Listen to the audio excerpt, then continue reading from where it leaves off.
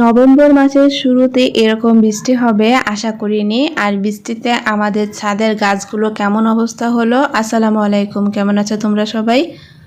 আলহামদুলিল্লাহ, আমরা সবাই ভালো আছি।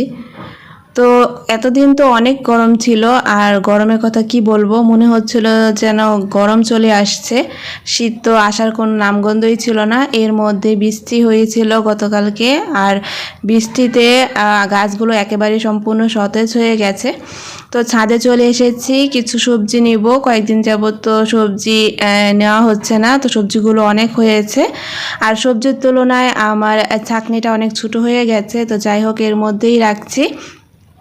তো এখান থেকে সবজি নিয়ে আসলে রান্না করব। আর এদিকে গাছে উস্তাও ছিল অনেকগুলো, বেশ বেশ বড় হয়ে গেছে। তো ম্যাক্সিমাম সময়টা দেখা যায় যখন গাছের উস্তাও নেওয়ার সময় হয়, দুন্দুলও নেওয়ার সময় হয়, দুটো একসাথেই নিয়ে যাই আর একসাথেই রান্না করি। এই তো, আর প্রত্যেকটা উস্তাই এরকম বড় বড় হয়েছে, তো সেগুলোই কেটে নিয়েছি। আর গতকালকে যে বৃষ্টি হয়েছিল সেজন্য গাছের ফুলগুলো প্রায় অনেকটা নষ্ট হয়ে গেছে, সেগুলো আর কুড়াতে পারিনি, নিচে কিছু পড়ে আছে। তো যাই হোক, আর নিচে টালের নিচে যে উস্তাগুলো ছিল সেগুলো তো আর এভাবে নেওয়া যাচ্ছে না।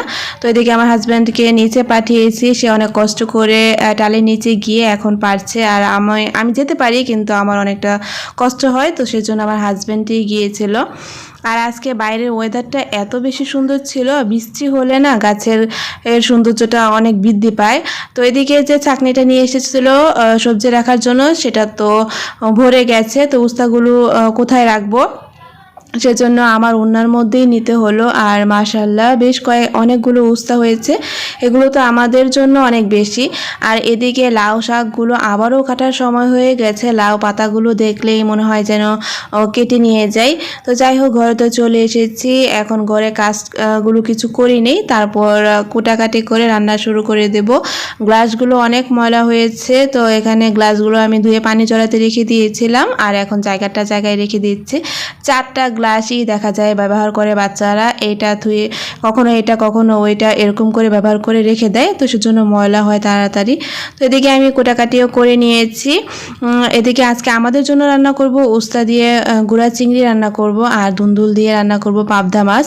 তো আমি হাতে মাখিয়ে আজকে রান্নাটা বসিয়ে দেব। আর হাতে মাখানো তরকারি কিন্তু খেতে অনেক মজা লাগে।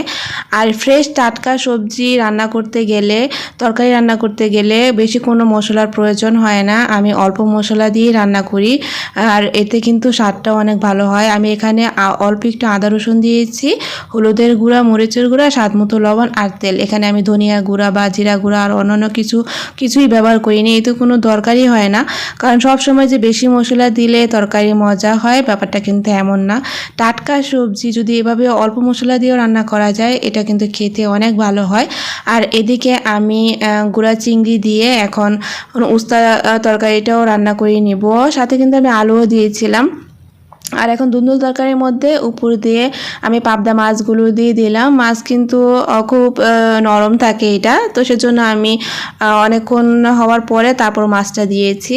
আর উস্তাটা আমি এভাবেই রান্না করব, ঢাকবো না আর পানিও দিব না, যেহেতু চুলার তাপ অল্প আছে, এটা এভাবেই সিদ্ধ হয়ে যাবে, আর খুব বেশি একটা সময়ও লাগবে না।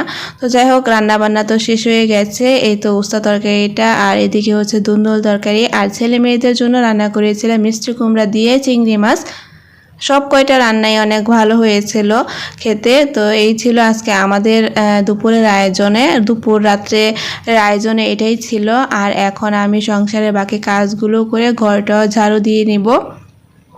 তো ঘরটা ঝাড়ু দেওয়ার সময় কিন্তু আমার অনেকটা সময় লাগে, 3টা রুম, সেই সাথে 2টা বারান্দা, ডাইনিং, তারপর হচ্ছে কিচেন, এগুলো ঝাড়ু দিতে অনেক সময় লাগে। আর আমি চেষ্টা করি নিখুঁতভাবে ঝাড়ুটা দেওয়ার, কারণ ঘরটা ঝাড়ু দিলে মোছার সময় কিন্তু খুব সমস্যা হয় না, দ্রুত মোছা হয়ে যায়। আর ঘরটা যদি আমি ভালো করে ঝাড়ু না দিই, তখন দেখা যায় যে ময়লার কারণে মুছতেও অনেক দেরি হয়। আর আমি দুপুরের আগে আর কি সুন্দরভাবে ঘরটা ঝাড়ু দেওয়ার সবসময় চেষ্টা করি, এতে করে ঘরটা অনেক সুন্দর থাকে। তো আজকের পর্যন্তই, সবাই ভালো থেকো, আল্লাহ হাফেজ।